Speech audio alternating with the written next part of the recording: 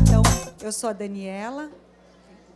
a Daniela Raggio, trabalho na Faculdade de Odontologia da USP. Todo mundo me escuta bem ou não?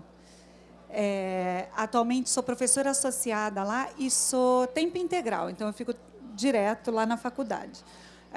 Então é um prazer enorme recebê-los aqui para falar de um tema que eu gosto muito, que é mínima intervenção na odontopediatria. Então, é um tema que eu tenho trabalhado bastante, gosto muito e tenho pesquisado também bastante. A ideia de hoje não é mostrar muita pesquisa, porque senão a gente cansa, né? Mas eu vou, na verdade, embasar os nossos tratamentos em algumas pesquisas que nós fizemos. Para iniciar, a gente fala muito, né, da evidência científica, da odontologia baseada em evidência, da medicina baseada em evidência, e, às vezes, a gente esquece ou a gente acha que é só a ciência. Então, é só pesquisa que eu vou aplicar direto para o paciente. Eu vou aplicar direto para o paciente, mas, na verdade, o que a gente esquece é isso aqui. Os valores e preferências dos pacientes. Muitas vezes, a gente não dá opções para os pais, né? No nosso caso, da odontopediatria, falar, olha, o melhor é fazer esse tipo de tratamento. E aí, sem dar muita opção. Então, às vezes, o pai nem sabe que ele poderia ter uma outra opção de tratamento. Por exemplo, um outro material entre ionômero e resina composta, por exemplo, ou até mesmo a coroa de aço, que eu vou falar com vocês bem rapidinho no final. Então, assim, uma série de questões que a gente pode apresentar para os pais e a tomada de decisão é conjunta. Então, se um pai não quiser colocar um material, por exemplo, com uma coroa de aço pela estética, nós também precisamos e temos o dever de respeitá-los. Então, o que a gente sempre pensa para os nossos pacientes, e a gente, nesse caso, precisa aprender a escutar os pacientes, escutar a família, o núcleo familiar, o que a gente tem como objetivo final é sempre o conforto do paciente. Por isso que a mínima intervenção é tão... a gente usa tanto esse termo, porque, na verdade, a gente quer não só invadir menos, mas, muitas vezes, não invadir. Então, a gente não quer fazer tratamentos invasivos nos pacientes para que eles tenham o maior conforto possível. Mas é claro que isso tudo é uma decisão conjunta, porque também, como a gente sabe muito bem, toda essa questão de controle de biofilme e controle de dieta é em casa, né? É o dia a dia do paciente no núcleo familiar. Um dos primeiros pontos que eu gosto muito de salientar é essa questão, que todos nós aqui, se todos forem dentistas, eu não sei se tem algum não dentista aqui, a gente faz o juramento de Hipócrates, né, quando a gente se forma, vai lá, estende a mão, repete, e um dos primeiros ensinamentos do Hipócrates é, primeiro, não prejudicar. Então, o que a gente deve fazer, assim, num primeiro momento, é não prejudicar. Se eu não posso melhorar, eu não vou prejudicar. Muitas vezes a gente tem muita ansiedade, quer resolver, quer invadir, fazer uma restauração, mas quem disse que a restauração é o melhor para o meu paciente? Muitas vezes, não fazer a restauração pode ser muito melhor, porque quando você faz a restauração, se você puder manter aquele tecido, você não removeu um tecido que nunca mais vai crescer novamente, né? Não é igual unha, não é como o cabelo. Então, a ideia é não prejudicar. Primeiro, não prejudicar. E aí, o que é mínima intervenção, né? Muita gente fala que a mínima intervenção é sinônimo de técnica minimamente invasiva. Só que a mínima intervenção é um pouquinho maior do que isso. Na verdade, a gente tem que fazer correta detecção das lesões de cárie, orientações importantes, e depois, se eu for escolher realizar um tratamento restaurador ou invasivo, eu vou fazê-lo da maneira minimamente invasiva. Então, não é sinônimo mínima intervenção e técnica minimamente invasiva. A mínima intervenção é um guarda-chuva que abarca a técnica minimamente invasiva também. Então, no primeiro ponto da mínima intervenção, é prevenção e educação sempre. Diagnóstico correto de cárie. Por que a gente faz diagnóstico de cárie? É para propor o melhor tratamento para o paciente. Muitas vezes, nós nem fazemos o diagnóstico. A gente olha um dente, tem uma lesão, sei lá, em esmalte, e eu já penso no meu tratamento. Então, a gente pula a etapa do diagnóstico. E, geralmente, é isso que acontece no automático. Nós, geralmente, fazemos isso. Aí, a remoção de tecido cariado, que hoje em dia a gente fala muito, ou de não remoção. ou de remoção seletiva do tecido cariado, então mantendo a dentina afetada, deixando aquela dentina amolecida.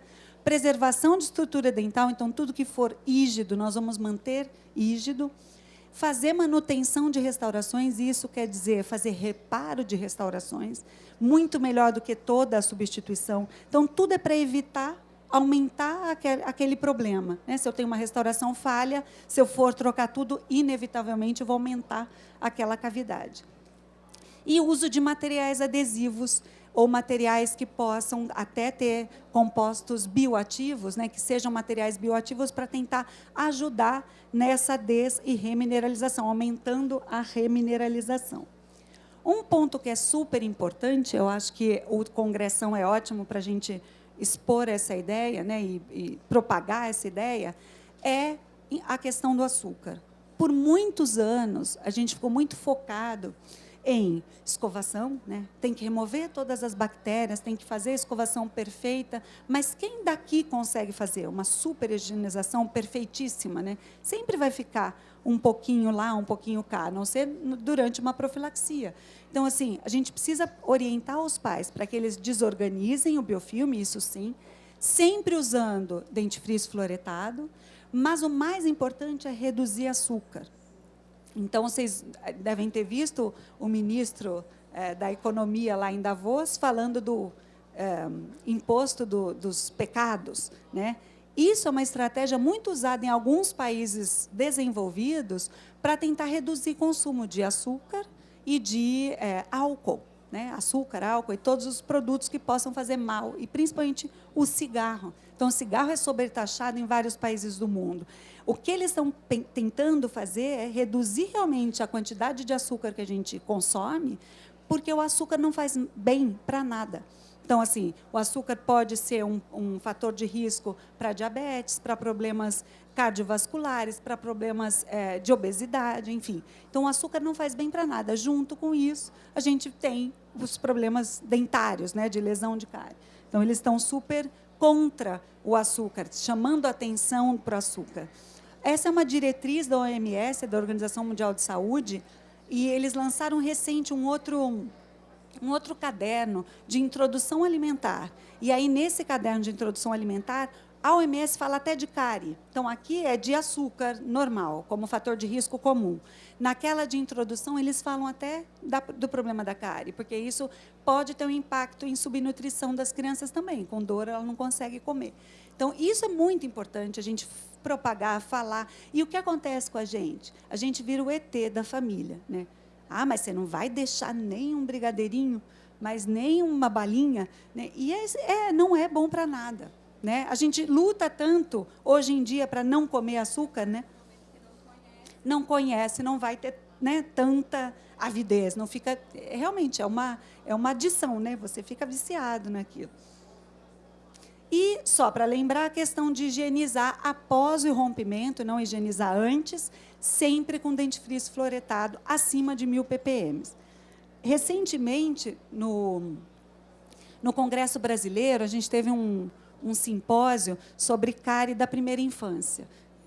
E aí, a IAPD, que é a Associação Internacional, lançou esse quadrinho, e agora tem na página da ABOPED, Associação Brasileira de Odontopediatria, que são os 4 caminhos, para que a gente reduza cárie da primeira infância. Então, primeiro é explicar para todo mundo o que é cárie da primeira infância, né? Por que acontece, quais são os fatores de risco. Aí, o segundo, limitar o consumo de açúcar. O terceiro é escovar pelo menos 2 vezes por dia com dentifrício fluoretado acima de 1000 ppm. E o quarto é tentar trazer essas crianças para um consultório para dar uma orientação direta, né, mais direcionada. Se vocês tiverem qualquer dúvida, pode me parar, viu? E aí a mínima intervenção, ela encaixa totalmente na nossa filosofia, na filosofia da odontopediatria, porque não é só da odontopediatria, mas eu acho que o odontopediatra está mais aberto para receber esse tipo de ação, né, para realizar esse tipo de ação. Então, esse é um quadrinho da professora Inês e do professor David Menton, que eles falam o que a gente faz já. Então, assim, a gente faz o reconhecimento dos fatores que contribuem para a doença, reorienta em relação ao estilo de vida, então, redução de açúcar, utilização de dentifrício fluoretado, tenta remineralizar as lesões que são visíveis, aplicando verniz fluoretado, eventualmente aplicando o cariostático, reparar quando não tiver outra solução, então, aí eu tenho que fazer uma restauração, eu tenho que reparar alguma restauração que já não está correta, e fazer a revisão da criança. Então, a gente chama para a criança e o núcleo familiar num ponto muito mais saudável, né, em relação à saúde bucal. Esse quadro eu gosto muito, porque é da professora Soraya Leal, ela também está aí na grade, né, do congresso, e que ela coloca, desde o começo, né, quando você não tem sinal de lesão de cárie, até quando a gente já tem dor e abscesso devido à cárie. Então, nesse começo aqui, você só faz o diagnóstico e vai manter a criança na prevenção e promoção de saúde. Quando já tem lesão em esmalte, o que a gente faz? Faz o diagnóstico, pode fazer terapia com flúor, né, profissional, e, claro, em casa vai ter sempre, e aí usar o selante ou infiltrante para barrar, paralisar essa lesão. Quando eu já tenho uma lesão em dentina, eu vou fazer o diagnóstico, e aí eu posso ter dois caminhos, né? Um não operatório, ou seja, eu não vou remover tecido cariado para restaurar, eu vou simplesmente selar a lesão, e eu vou mostrar para vocês, ou uma terapia que é a terapia restauradora, mas um pouco mais de parcimônia na hora de fazer remoção de tecido cariado, então fazendo a remoção seletiva. O convencional aqui, e principalmente aqui nessas técnicas restauradoras mais conservadoras no sentido de manter estrutura dental, a gente tem o ART, a Hall Technique e, mais atualmente, o tratamento ultraconservador. Vou mostrar cada um deles para vocês. E, no final, o que a gente precisa, quando a criança está com dor, é resolver essa dor, né? Diminuir a dor e diminuir o inchaço, enfim, dar condições para que ela possa voltar para uma condição um pouco melhor, para que a gente possa devolver, posteriormente, restaurar aquele dente que teve uma dor ou um abscesso. E, se for em último caso, nós vamos ter que extrair aquele dente da criança. Então, para as lesões em esmalte, como eu falei para vocês, eu não vou aprofundar em cada um desses produtos, mas só para a gente lembrar um pouco, né? O verniz com flúor, que é o que a gente mais conhece, mais utiliza. Selante sobre uma lesão de cárie, eu vou mostrar para vocês também, em esmalte. E o Icon, que é um infiltrante, não sei se todos conhecem, tem um stand da DMG aqui, eu não coloquei nada muito focado nele, mas a ideia dele é tentar infiltrar a lesão, não só ficar com uma barreira, então ele infiltra na lesão em esmalte. Ele é bastante interessante, já tem mais, se não me engano, eu já tenho uns 15 anos de pesquisa com ele. E o cariostático, que vem ganhando, voltando, né, a bancada do odontopediatra. Com certeza, quem já se formou há mais tempo conheceu o cariostático, trabalhou com o cariostático, e é como na moda, né, minha mãe diz que a moda é tudo cíclica, né, tudo volta. É como na moda da odontopediatria também, tudo acaba voltando. E o cariostático tem países em que ele não é comercializado, por exemplo, no Reino Unido, e a gente tem uma parceria com uma universidade de lá, porque eles querem algumas evidências científicas para tentar mostrar para o governo que vale a pena ter esse tipo de ferramenta, né, à mão. Então, como lá no Reino Unido toda a odontologia até os 18 anos é pelo governo, né, o governo que paga toda essa assistência, eles acham que pode ser uma ferramenta bastante interessante para o controle, principalmente dos primeiros molares permanentes.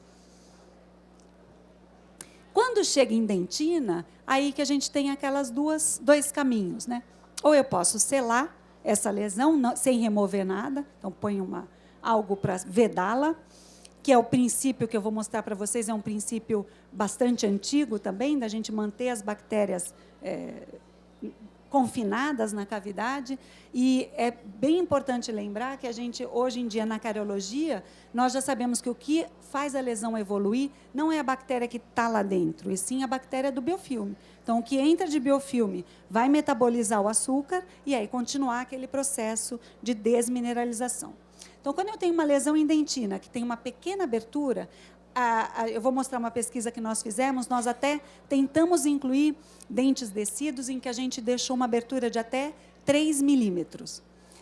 Só que a gente não conseguiu incluir nenhum de 3 milímetros, sempre um pouco menor, porque dente descido pelo esmalte ser mais delgado, logo que tem uma lesão maior em dentina, ele fratura, né? O esmalte fratura, daí você tem uma abertura não de 3, mas de 4, 5, e aí a gente não incluiu esse tipo de cavidade. Então, está aqui uma lesão, está claro, né? Uma lesão no segundo molar descido, acredita em mim que está aqui. Em metade externa de dentina, é o que a gente fala. Então, se a gente corta a dentina numa metade, fica na metade mais externa. Por que a gente não fala de fazer numa dentina mais profunda? Exatamente pelo que eu falei para vocês. Quando a gente vai numa dentina mais profunda, geralmente o esmalte já se quebrou, fraturou, e aí a cavidade está maior, a abertura está maior. Não é que não pode porque está mais perto da polpa, é simplesmente porque a gente não tem aporte de esmalte para poder vedar bem essa cavidade. Então, está aqui, é um caso clínico.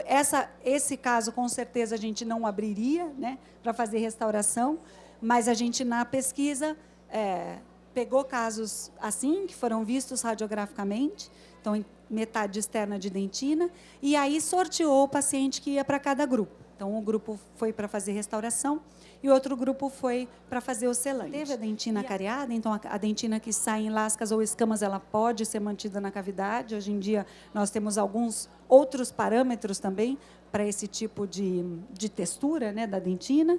Ou nós fizemos o selamento. E aí muitas pessoas perguntam, mas é selamento com ionômero? Não, é selamento com selante resinoso. Então, faz o condicionamento ácido, e aí aplica o selante ou resina flow sobre essa cavidade. E a gente veda o acesso do biofilme ou do substrato, né, de açúcar, para as bactérias que estão por ali. Então, elas paralisam o processo da lesão de cárie. Isso não é novo, né, como eu falei para vocês, é um assunto bastante antigo. Em 1998, esse grupo publicou esse artigo que já tinha 10 anos de acompanhamento. Então, a gente demora muito para mudar a nossa prática. Então, da pesquisa ou do conhecimento que foi gerado até mudança na prática mesmo tem um abismo, né? Uma demora enorme. E o que a gente tenta fazer é trazer o que a gente faz na pesquisa para ter uma aplicação, uma aplicabilidade clínica um pouco mais rápida. Então, o princípio desse vedamento é isso. Como o biofilme que vem do meio externo vai continuar, ele que vai propagar, continuar o processo carioso, quando a gente faz o condicionamento ácido e veda essa superfície com um selante, por exemplo, ou com uma resina flow, a gente dá condições dessa bactéria que ficou não receber mais, né? Ela não vai mais receber substrato, e ela vai ficar ali, vai virar uma múmia ali dentro. E o processo de cárie não vai prosseguir. O que é muito importante é a gente ver se o selante está sempre intacto, né? Porque se tiver um nicho, se tiver uma fratura e tiver um nicho, ele vai ter, sim, contato com o meio externo, e aí a lesão pode aumentar. Tá? Então, é importante sempre verificar se o selante está intacto, perfeito. Então, esse é o nosso trabalho que nós fizemos em conjunto com a Dani Hesse, que foi uma aluna minha. Quer perguntar? Claro.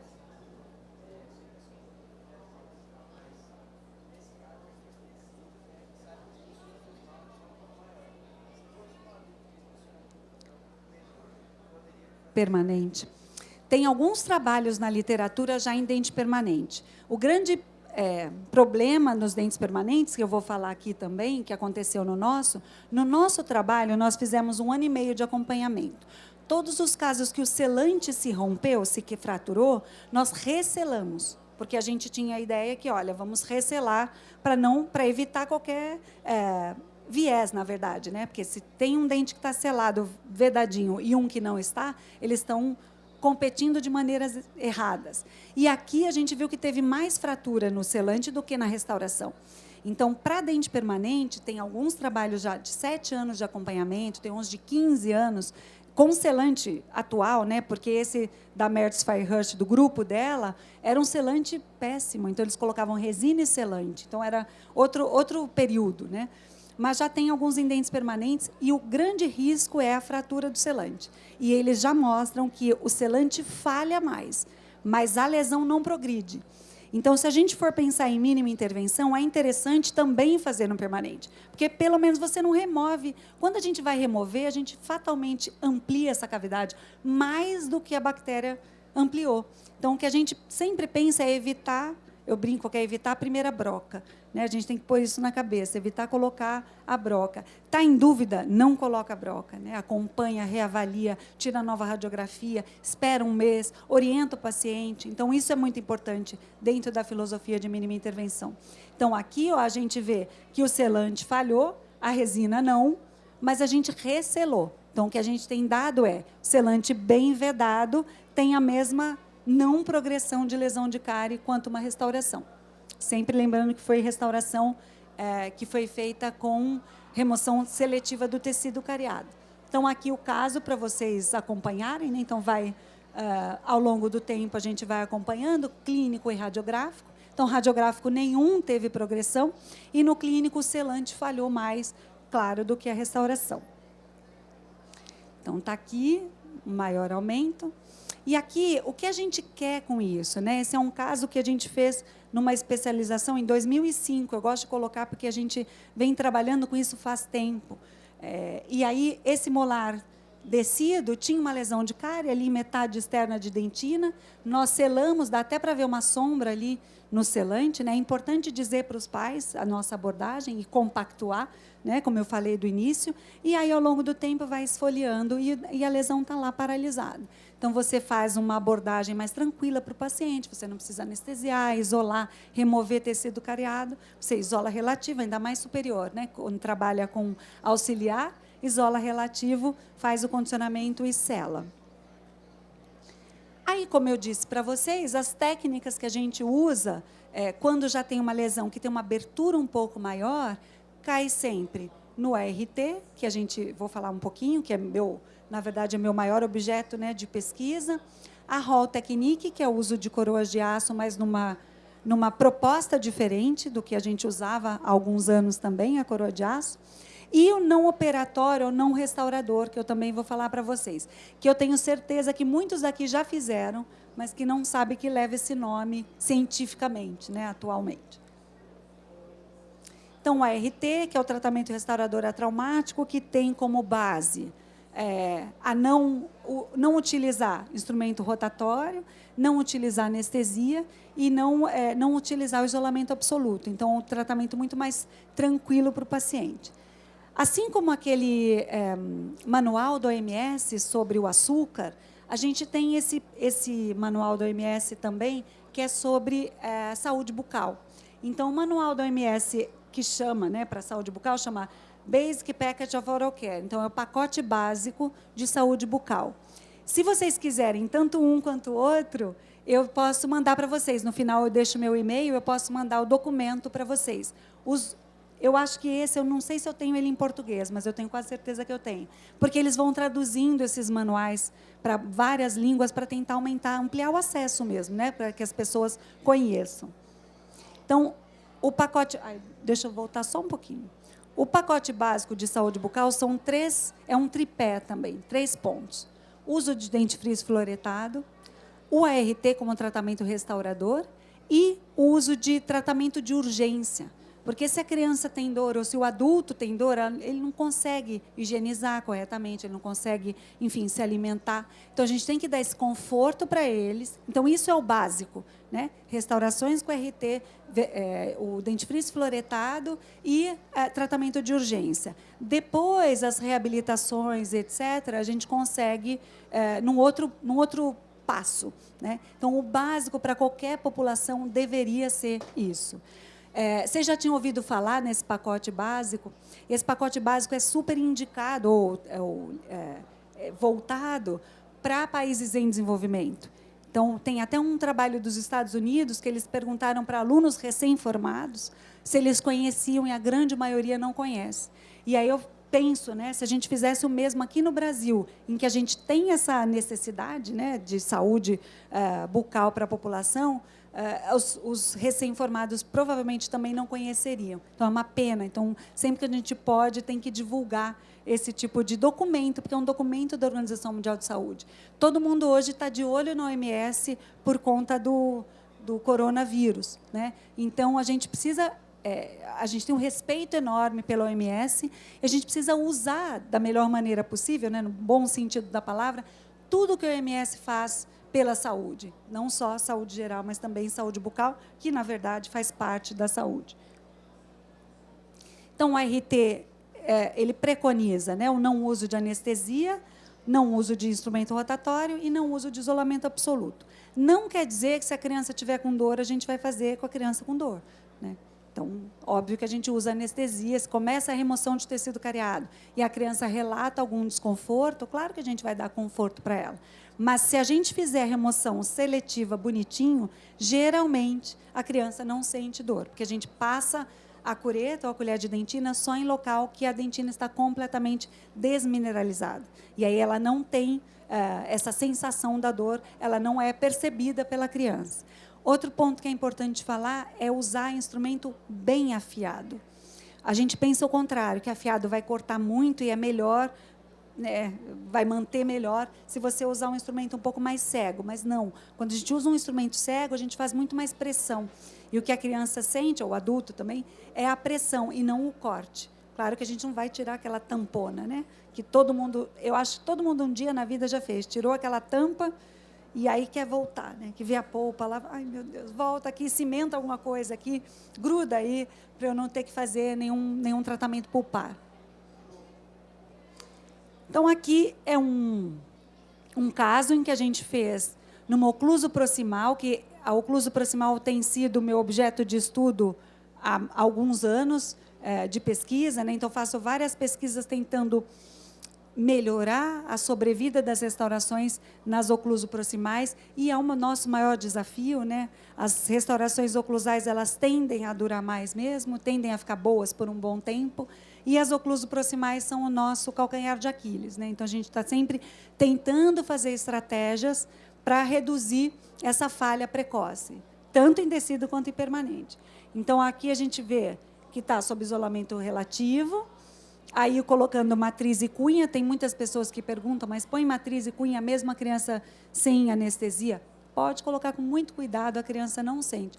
Todo mundo que atende criança aqui já está chacoalhando a cabeça, né? Sabe, já fez, com certeza já usou. E, claro, que o ideal de todos os casos seria essa margem de esmalte que a gente vê ali, né? Isso é real em todos os casos? Não. É por isso que a falha existe.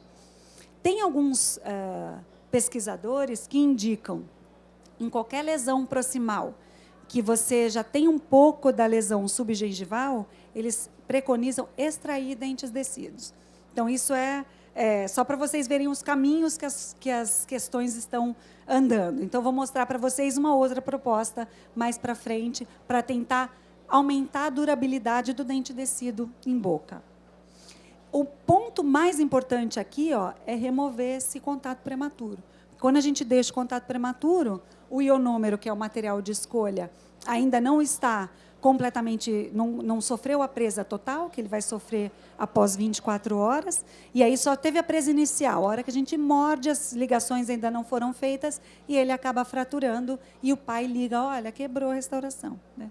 Aí marca de novo. E cada vez que refaz a restauração, é uma perda de tempo, de dinheiro para todo mundo, né? Para nós, para os pacientes, para os pais, enfim. Então, é muito importante a gente tentar aumentar a durabilidade. Pode falar. Uhum.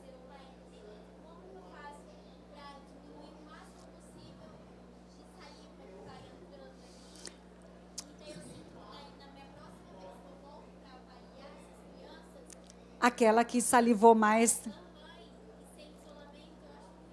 É difícil. Mas tem algumas crianças que salivam demais mesmo, né?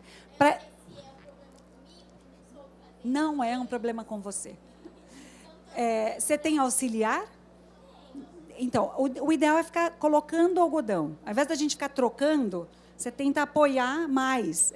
Porque cada vez que a gente troca, a criança incomoda. Tal, então, vai colocando. Você coloca sempre um na parótida, né? Mesmo que seja inferior, e aí tentar fazer com que o algodão absorva bastante a saliva. Então, ao invés de ficar trocando toda hora, coloca um mais, depois você tira tudo de uma vez. Geralmente dá bom resultado.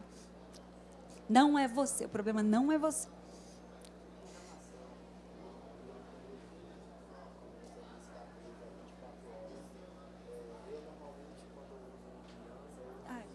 Eu uso, em relação ao ionômero de vidro, com a presa de 24 horas,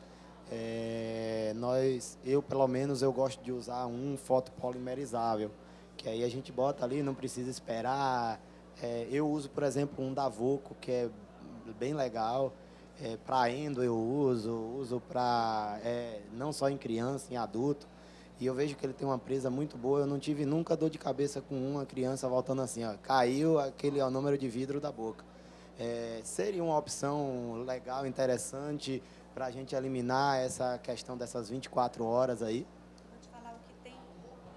Vocês ouviram, né? A questão do ionômero modificado por resina. Eu vou te falar o que a gente tem na odontopediatria em termos de pesquisa. Esses materiais, eu ia até entrar agora, né, na questão do material mais indicado, enfim, ou que tem mais pesquisa. Quando a gente olha assim, tem 1 milhão de materiais, né? Você fala, meu Deus do céu, e agora? Qual que eu compro? Geralmente, a gente vai ver, primeira coisa, é o preço. Depois a gente vê, nossa, mas esse preço está muito baixo, eu não confio nessa marca, sei lá. Aí eu vou para um outro que eu já confio, tem uma marca que eu confio. Isso vai acontecendo, isso é muito comum. Quem usa Voco, usa muito Voco. Quem usa 3M, usa muito 3M. Então, assim, a gente vai pegando o nosso viés, né? A gente tem preferência também.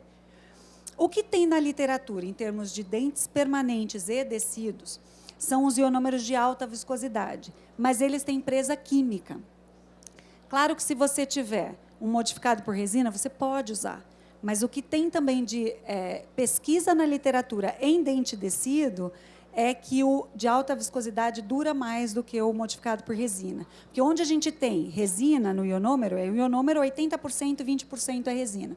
Onde você tem o ionômero com a resina, se por acaso tem um desgaste, aquela partícula de resina vai se soltando e ele acaba tendo um desgaste maior. Então, muitas vezes é por desgaste, não só por fratura.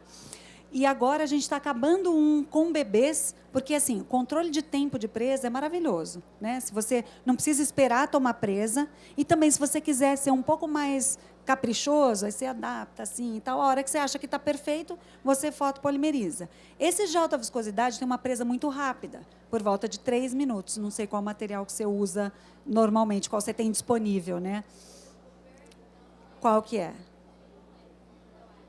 Ah, tá. Ele demora muito tempo, por isso você está... É por isso que falha, não é a saliva. Porque, assim, esses que não são de alta viscosidade, o que quer dizer alta viscosidade, né?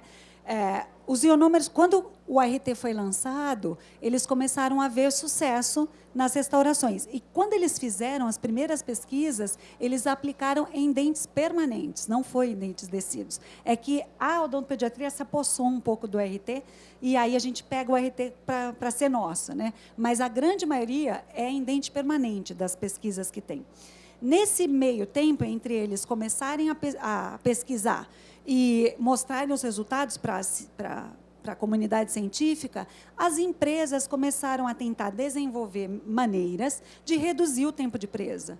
Porque um ionômero que demora 10 minutos para tomar presa, 10 minutos com uma criança, gente, é uma eternidade, né? Então, a gente começou a tentar resolver o problema por esse lado. Como os primeiros trabalhos foram feitos na ausência de eletricidade, não poderia ser foto. Então, o que eles foram fazendo? Modificando os ácidos colocados ali, que a gente não precisa entrar no mérito, mas a grande diferença foi que eles aumentaram a quantidade de pó para uma gota de líquido. Então, esse aumento na proporção faz com que ele seja mais resistente, mas também faz com que ele seja mais difícil de manipular. Então, todo mundo acaba reclamando, né, pela questão da manipulação. Eu já vou mostrar para vocês um artigo que a gente fez em cavidade oclusal, para mostrar para vocês que tem um problema grave em termos de material, quando a gente fala da durabilidade Na ciência, a gente fala, durou, sei lá, uma restauração durou, 70% de todas as restaurações duraram 3 anos, por exemplo. Se eu uso um outro material, a minha longevidade pode ser muito menor.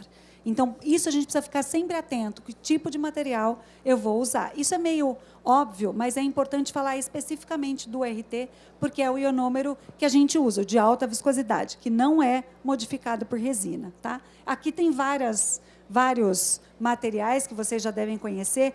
Talvez o Maxion seja o mais conhecido, enfim, atualmente. O que a gente fez, por exemplo, você falou que é governo, né?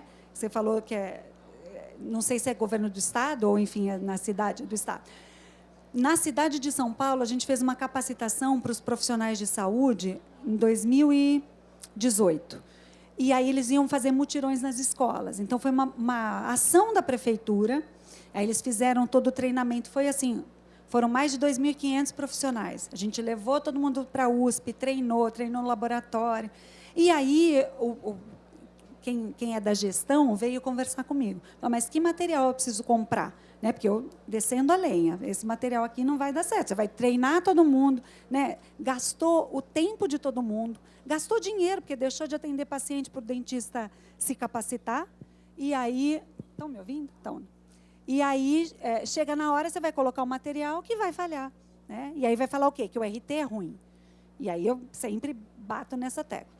E aí o gestor veio falar comigo. Então, me dá subsídio para eu fazer uma licitação que eu consiga direcionar para os de alta viscosidade. E a gente fez.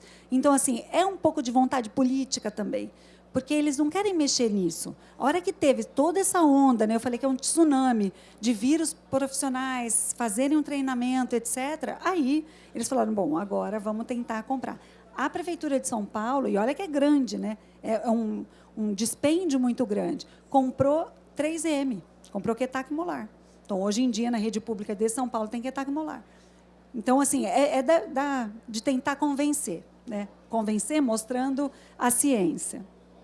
E, claro, que no consultório, se a gente pode escolher, você consegue, se você tem condição de comprar o que você gosta, enfim, você consegue direcionar para o que você mais gosta e mais usa.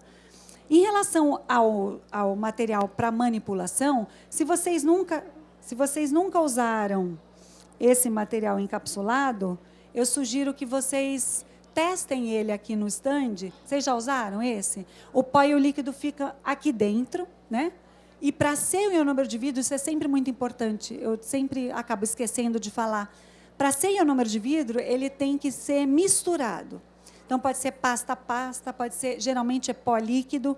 Se ele vem numa única seringa, como resina, ele não é ionômero de vidro. Então, sempre tem que misturar, porque é uma reação ácido-base. Por isso que tem a presa em 24 horas e depois, imediata, né, nos primeiros minutos, que é iniciada, que a gente percebe pela perda do brilho, e após 24 horas você tem a presa final. Então, isso é muito importante, você tem que misturar. Tem alguns materiais no mercado que se dizem ionômero de vidro, mas vendem numa seringa, então eles não são ionômero de vidro. Aqui está num único frasco, mas lá dentro eles estão com um lacre dividindo os dois. Então, com esse êmbolo, a gente empurra ele e aí faz o líquido entrar em contato com o pó, coloca no amalgamador, manipula e aí leva na cavidade com o aplicador. Crianças, ele faz um barulhão, vocês vão ver. Crianças não gostam disso. Então, antes de eu começar tudo, eu mostro para eles, deixo eles brincarem, pega na mão, faz o barulhinho, porque aí eles não assustam. Porque isso aqui parece um grampeador, não parece? Mas Então, essa é a ideia de tentar deixar um pouco mais próximo do paciente, não chegar lá com isso, fatalmente a criança assusta. Né? Assim como o condicionamento ácido. Quantas vezes a gente leva a seringa e ele fala, injeção não, né? Mas não é injeção. Então, a gente esquece, às vezes, está no nosso automático e esquece do medo das crianças. Né? Tem esse trabalho que foi da minha aluna. Esse aqui, ó, seria o Fuginove, que é um material de alta viscosidade encapsulado. Ele é o top. Né? E aí a gente quis comparar com o Riva, para ver se o Riva teria uma performance igual, pelo menos. Né? E o que a gente encontrou na tese dela, que os dados ainda não estão publicados, a gente encontrou que eles foram muito similares, mas em cavidade... Está falhando, não está? Em cavidade ocluso-proximal. Então, como é que a gente lê esse gráfico?